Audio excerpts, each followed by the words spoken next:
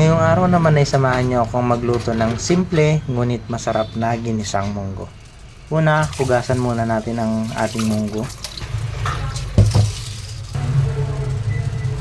Then kapag nahugasan na natin, isalang lang natin sa apoy, pakuluan natin at palambutin. Then kapag kumukulo na at malambot na, set aside muna natin. Then mag-prepare muna tayo ng mga kinakailangan natin. Meron ako ditong bawang. Hiwain lang natin bawang.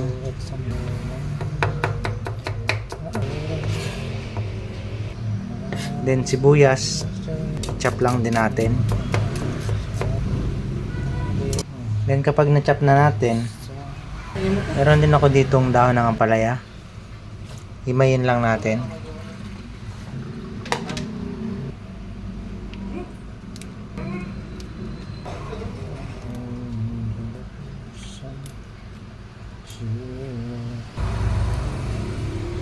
Kapag nahimay na natin, set aside muna natin.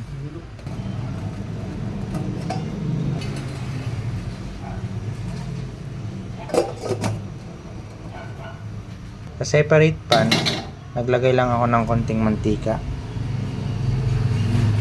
Then isinunod kong igisa yung bawang.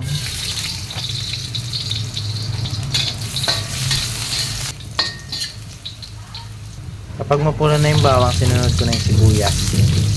Kapag medyo namumula na yung ating sibuyas at bawang, ibusan natin yung pinakulaan nating munggo kanina. Pakuluan lang natin saglit at ibuhos na natin yung pork stock. Itong pork stock na to, ito yung pinagpakuluan ko kanina ng karneng baboy. Kapag kumukulo na, ilagay na natin yung dahon ng ampalaya. Nilagyan ko nga rin pala ito ng konting gulay katulad ng okra at saka talong. At saka nilagyan ko na rin ito ng isang sotanghon. Then pakuluan lang natin ito saglit at luto na ang ating ginisang munggo.